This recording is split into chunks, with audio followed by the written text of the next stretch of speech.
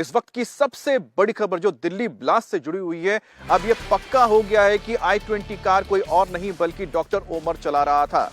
दरअसल पुलिस को इस कार के अंदर से कुछ हड्डियां और दांत के सैंपल्स मिले थे, जिसका डीएनए लिया गया था और यह डीएनए सैंपल मैच कराया गया था डॉक्टर उमर की मां के साथ, जो 100% सटीक निकला है। मतलब ये साफ हो गया है कि इस कार में कोई और नहीं बल्कि डॉक्टर उमर ही मौजूद था, जिसकी सीसीटीवी फुटेज से भी पहले तस्दीक हो गई थी, लेकिन ये अभी तक पुष्टि नहीं हो पाई थी कि डॉक्टर उमर ही जिस वक्त धमाका हुआ था गाड़ी चला रहा था या नहीं चला रहा था। अब इस डीएनए मैच के बाद ये पक्का हो गया है कि ये कार कोई और नहीं बल्कि डॉक्टर उमर ही चला रहा था और उसकी मौत इस धमाके में हुई है।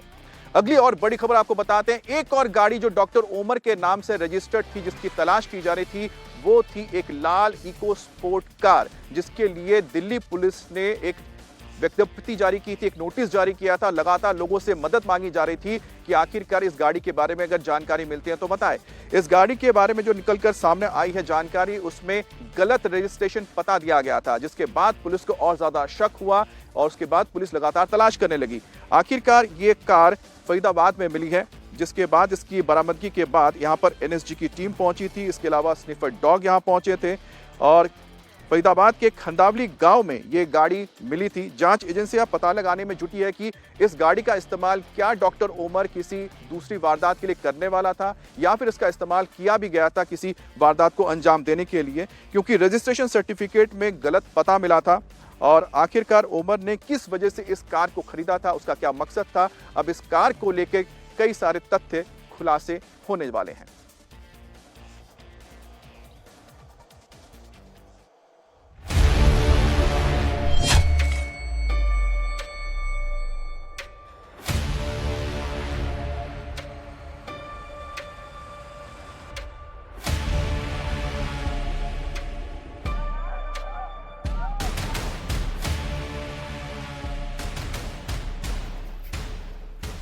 रात भर कार की जांच की गई।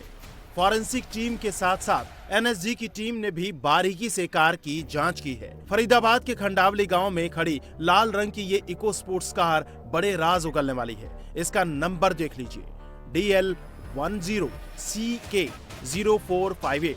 इस कार का रजिस्ट्रेशन डॉक्टर उमर उन नबी के नाम पर है। DL10CK0458 नंबर की इस लाल कलर की कार की तलाश पुलिस पिछले कई घंटों से कर रही थी। पूरे दिल्ली एनसीआर में नाकाबंदी करके इसे तलाशा जा रहा था और आखिरकार पुलिस को इको स्पोर्ट्स कार फरीदाबाद में मिली। पता लगा है कि ब्लास्ट के लिए उमर ने 2 गाड़ियां खरीदी थी, एक सफेद रंग की i20 और दूसरी लाल रंग की Eco Sports. Eco Sports Umar ने अपने नाम से ही खरीदी थी। सफेद रंग की i20 तो ब्लास्ट में उड़ गई, लेकिन लाल रंग की गाड़ी गायब थी।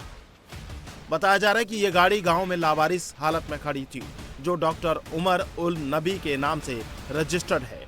हालांकि कार मिलने के बाद भी पुलिस ने इस गाड़ी को काफी देर तक हाथ नहीं लगाया। पहले एफएसएल और जांच एजेंसियों को बुलाया गया, क्योंकि पुलिस को शक था कि इस कार में विस्फोटक हो सकते हैं।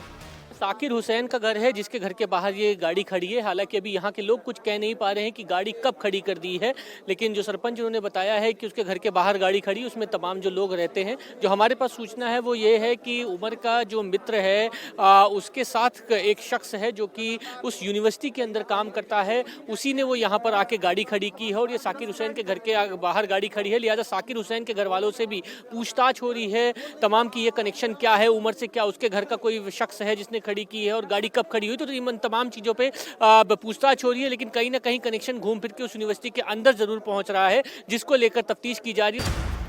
गांव वालों के मुताबिक जो शख्स इस कार को यहां खड़ी करके गया वो उसे तो नहीं जानते, लेकिन वो अल फलाह यूनिवर्सिटी में काम करता है। हालांकि हैरानी की बात यह है कि कार के रजिस्ट्रेशन सर्टिफिकेट में जो पता है वो दिल्ली के सीलमपुर इलाके का है, लेकिन जब इंडिया टीवी की टीम उस पते पर पहुंची तो पता चला कि यहाँ मदरसा चल रहा है। मदरसे के संचालक ने यह मकान किराए पर लिया है, जिसका इस गाड़ी से कोई लेना देना नहीं है। हालांकि पुलिस मकान के मालिक मोहम्मद अयूब को पूछताछ के लिए अपने साथ ले गई है।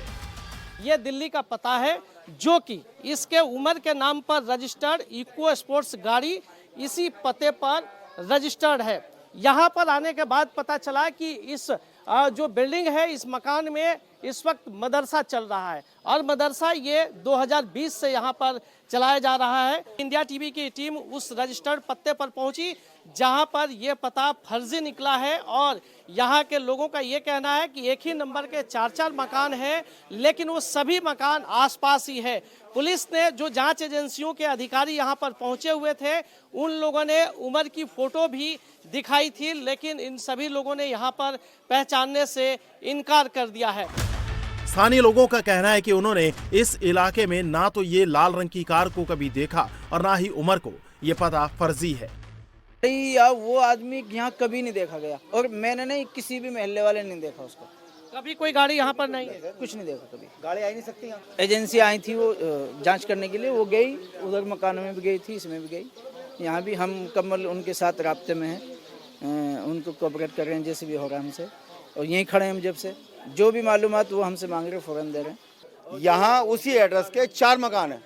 अब 4 मकान के अंदर कहाँ से आईडी बनी, कहाँ से नहीं बनी, ये तो अल्लाह बेहतर जानता है। लेकिन मैं एक बात सबसे बड़ी बता दूंगा आपको कि हमारे जो आधार कार्ड बने हुए हैं या इस एरिया के अंदर जिस किसी का भी आधार कार्ड बना हो, उसके ऊपर लिखा हुआ होता है गांव गली मेंढू, लेकिन जो भी एड्रेस दिखा रहे हैं उस पर लिखा हुआ है नियर खस्तागुल।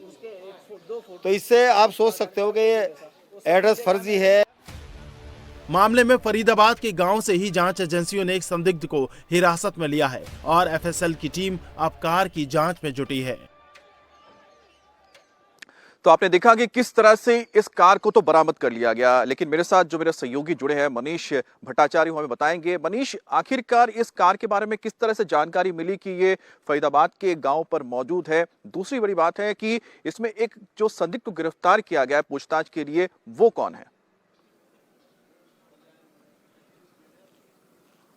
देखिए, दिल्ली पुलिस, हरियाणा पुलिस सभी को इस कार की तलाश थी और ये पता लगा कि ये कंदावली गांव में मौजूद है ये गाड़ी। और उसके बाद आप देखिए यहाँ पर पूरी जो टीम है यहाँ पर पहुंची।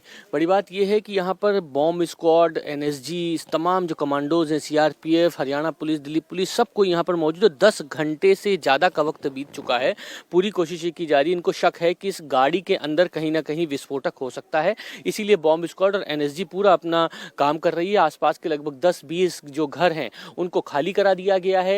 ये बताया जा रहा है कि ये जो घर है ये शाकिर और वहीद नाम के शख्स का है और उससे कहीं ना कहीं संपर्क में उमर आया था। ये भी शक जताया जा रहा है कि सबसे पहले इस गाड़ी को किसी कार सेंटर पे लेके गए थे जहां पर इसको बनवाया जा रहा था कुछ, उसके बाद उसके संपर्क में आया और उसके बाद फिर ही कहीं ना कहीं दोनों की दोस्ती हुई। लेकिन शुरुआती जांच जो आई है उसके मुताबिक ये है कि अल-फलाह यूनिवर्सिटी में इसके कोई रिलेटिव हैं जिसके घर के बाहर ये गाड़ी खड़ी हुई है, वहीद और शाकिर के, उससे कहीं ना कहीं डॉक्टर उमर का संपर्क हुआ है। उसके बाद इसने गाड़ी खरीदी है। गाड़ी पहले खरीदी गई थी, इसकी जांच की जा रही थी और उसके बाद अब ये शक हुआ कि इस गाड़ी में कहीं ना कहीं विस्फोटक है, जिसको लेकर अब पूरी जांच की जा रही है और एनएसजी बॉम्ब स्क्वाड मौके पर मौजूद है।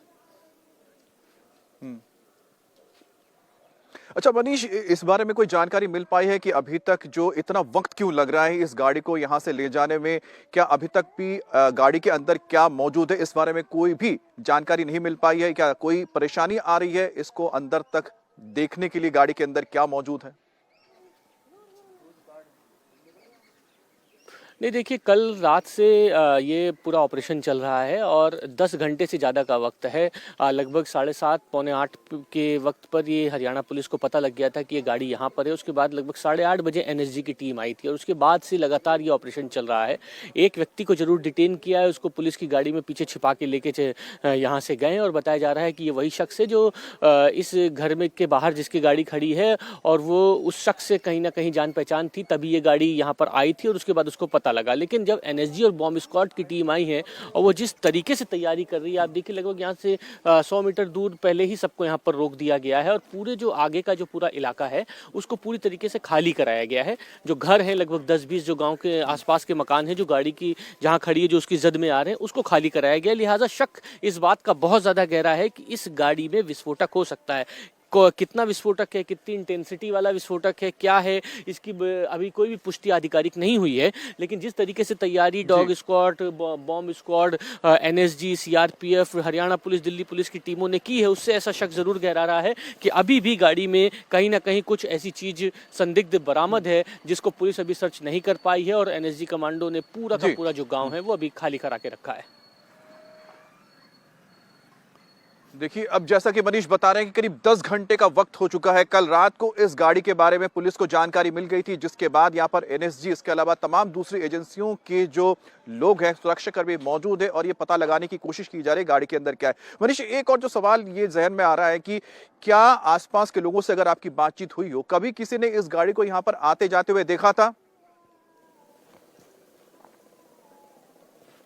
देखिए, जो यहाँ के पुलिस अधिकारी उन्होंने कहा 3 दिन पहले ये गाड़ी यहाँ पर आई थी। आज चौथा दिन है, कह सकते हैं कि 4 दिन पहले ये गाड़ी यहाँ पर आई थी। और जो कुछ लोग हैं वो कुछ बताने को तैयार नहीं, वो यही कह रहे हैं कि गाड़ी आई, हम लोगों ने देखा नहीं। सरपंच से हमारी बात हुई, उन्होंने कहा कि यहाँ जिस शख्स का ये घर है उसको वो जानते हैं, लेकिन ये गाड़ी कब आई कोई कुछ बता नहीं रहा है। लेकिन पुलिस ने एक शख्स को हिरासत में लिया है, वो संदिग्ध घेरे में, सस्पिशियस एक्टिविटी के तहत वो माना जा रहा है कि पूछताछ में उसने कई अहम खुलासे किए हैं। और वैसे मनीष, आप जहां पर मौजूद है उसके बहुत ही करीब मैं भी हूं। ये है अल फलाह यूनिवर्सिटी, जहां से बहुत ही करीब ही वो जगह है जहां पर इस वक्त मेरे सहयोगी मनीष भट्टाचार्य आपको तस्वीरें दिखा रहे थे। यही वो लाल इको स्पोर्ट कार है जो डॉक्टर उमर की बताई जा रही, जिसके नाम पर रजिस्टर भी है डॉक्टर उमर के नाम से। लेकिन जो ये अल फलाह यूनिवर्सिटी है जहां पर इस वक्त मैं हूं, ये कहीं ना कहीं जबरदस्त तरीके से अब सुर्खियों में आ चुका है, क्योंकि जो रविवार को यहां पर जब पहुंची थी जम्मू कश्मीर की पुलिस और साथ ही साथ यहाँ की लोकल पुलिस, तो यहाँ पर ही काम करने वाले डॉक्टर मुजम्मिल के जरिए एक बड़े विस्फोटक के जखीरे को बरामद किया गया था। डॉक्टर शाहीन जो है उनके पास से भी राइफल, AK-47 राइफल बरामद किया गया था जो यहाँ काम करती थी। और डॉक्टर उमर जिसने दिल्ली में धमाका किया है, वो भी अल फलाह यूनिवर्सिटी से जुड़ा हुआ था। और यही वजह है कि जो NIA की टीम है लगातार यहाँ पर सर्च ऑपरेशन चला रही है। 50 लोगों को यूनिवर्सिटी के डिटेन किया गया है पूछताछ के लिए, जिसमें से कुछ डॉक्टर्स भी हैं, कुछ दूसरे स्टाफ भी मौजूद है। और साथ ही डॉक्टर मुजम्मिल और डॉक्टर शाहीन, डॉक्टर उमर, इनसे जुड़े तमाम जो दस्तावेज हैं वो भी NIA ने देने के लिए कहा है इस यूनिवर्सिटी के जो भी मैनेजमेंट है, ताकि उनके बारे में और जानकारी मिल सके। और साथ ही साथ जो डॉक्टर, एक और डॉक्टर जो इनके साथ जुड़े हुए थे, जिनकी तलाश अभी भी की जा रही है, जिसके बारे में अभी तक कोई बड़ी खास जानकारी नहीं मिल पाई है, निसार, उनके बारे में भी पुलिस यहाँ पर NIA यहाँ पर जानकारी मांग रही है। दिल्ली में लाल किले के पास जिस जगह पर दिल दहलाने वाला ये धमाका हुआ, वहां से ठीक 45 किलोमीटर दूर इसी अल फलाह यूनिवर्सिटी में इसकी साजिश रची गई। दिल्ली में हुए आतंकी धमाके से पहले फरीदाबाद की जिस अल फलाह यूनिवर्सिटी के डॉक्टर्स, फैकल्टी और एम्प्लॉय के टेरर लिंक सामने आए थे, अब सुरक्षा एजेंसियां उन सभी की कुंडली खंगाल रही है। साथ ही फरीदाबाद में मुस्लिम आबादी वाले धौज गांव की 76 एकड़ जमीन में फैली यूनिवर्सिटी अल फलाह की भी जांच की जा रही है, जिसके मेडिकल कॉलेज का रूम नंबर 13 आतंकवाद के प्लानिंग सेंटर के तौर पर इस्तेमाल किया जा रहा था। देश की राजधानी दिल्ली से महज 40 किलोमीटर दूर फरीदाबाद के धौज गांव में व्हाइट कॉलर टेररिज्म मॉड्यूल का एपिसेंटर ये अल फलाह यूनिवर्सिटी इस वक्त बनी हुई है और लगातार सुर्खियों में है। देश ही नहीं बल्कि दुनिया भर की निगाहें इस यूनिवर्सिटी पर आकर इसलिए टिक रही हैं क्योंकि यहीं पर काम करने वाले doctor Muzammil, doctor Umar, doctor Adil, doctor Shaheen Faridabad के आतंकी मॉड्यूल के मुख्य कर्ताधर्ता बताए जा रहे हैं। और व्हाइट कॉलर टेरर मॉड्यूल ये पूरा कॉन्सेप्ट निकल कर आ रहा है क्योंकि कोई रेडिकलाइज्ड नौजवान युवा जो है, कम पढ़े लिखे, वो इस गतिविधि में लिप्त नहीं थे, बल्कि पढ़े लिखे डॉक्टर्स जो बाकायदा यहाँ पर मेडिकल के स्टूडेंट्स को पढ़ाया करते थे, वो किस तरह से पास के गाँव तागा और धौज गाँव के अंदर बाकान लेकर वहाँ पर अमोनियम नाइट्रेट इकट्ठा कर रहे थे, देश और दिल्ली NCR को दहलाने की साजिश रच रहे थे।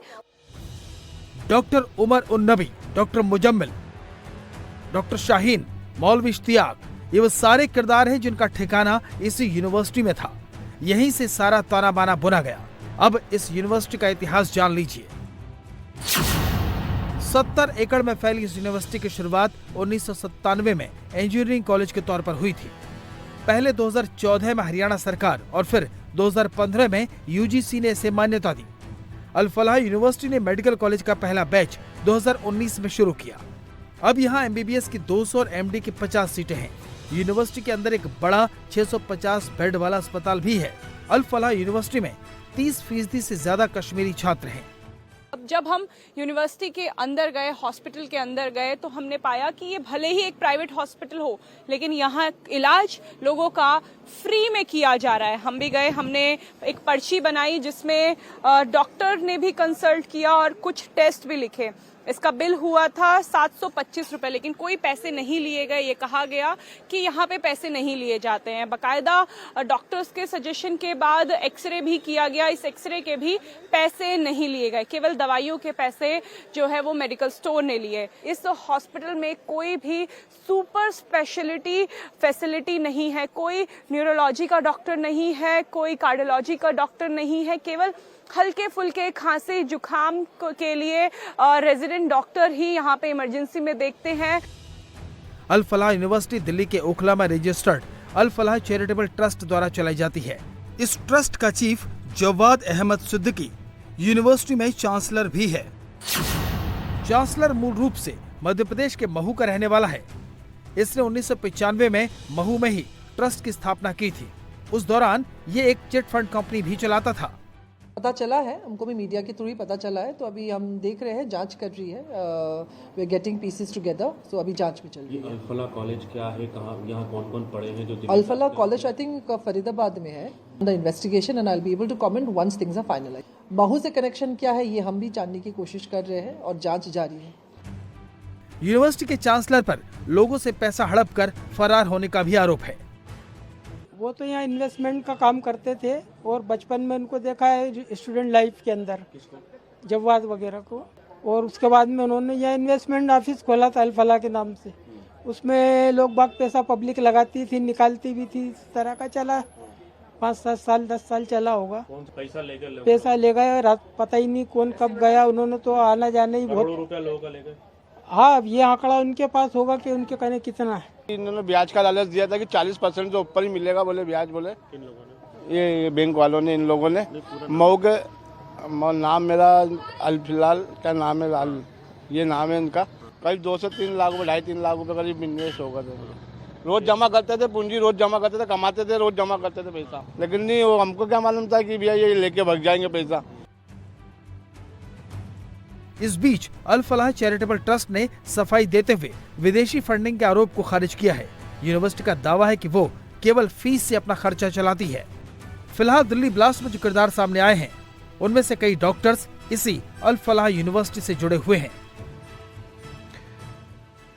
तो जिस अल फलाह यूनिवर्सिटी के बारे में हम आपको बता रहे हैं वो ठीक मेरे पीछे मौजूद है और यहाँ पर लगातार जो एनआईए की टीम है वो भी पूछताछ कर रही है, क्योंकि चाहे डॉक्टर आदिल हो या फिर डॉक्टर आदिल के साथ जो जुड़े वो लोग थे, चाहे वो डॉक्टर मुजम्मिल हो, डॉक्टर शाहीन हो, डॉक्टर ओमर हो या फिर डॉक्टर हसन हो, जिनकी तलाश की जा रही है, वो चौथे डॉक्टर है जिनकी तलाश की जा रही है, फरार चल रहे हैं। उनकी बेटी भी इसी यूनिवर्सिटी में पढ़ाई कर रही है और अभी तक ये पता नहीं लग पाया है कि जब यहाँ पर छापे पड़े थे, दिल्ली में ब्लास्ट हुआ था, उसके बाद से डॉक्टर हसन भी यहाँ से लापता है। तो कुल मिलाकर देखा जाए तो इस वक्त एनआईए की जो नजर है इस यूनिवर्सिटी पर है। यहाँ पर 50 लोगों को अभी तक पूछताछ के लिए डिटेन भी किया गया है, जिसमें स्टाफ मेंबर्स भी मौजूद है और साथ ही साथ यहाँ पर कुछ जूनियर डॉक्टर्स भी है। और सबसे बड़ी बात यह है कि आप सोचिए कि डॉक्टर हसन, जिन्हें 2023 में श्रीनगर के अस्पताल से बाहर कर दिया गया था, सस्पेंड कर दिया गया था, उसके बावजूद भी इस यूनिवर्सिटी ने उन्हें नौकरी दी थी। क्या यहाँ पर बैकग्राउंड चेक नहीं किया जाता है? जो लोग आ रहे हैं इसको लेकर भी बहुत बड़ा सवाल उठा है इस यूनिवर्सिटी के कामकाज के ऊपर।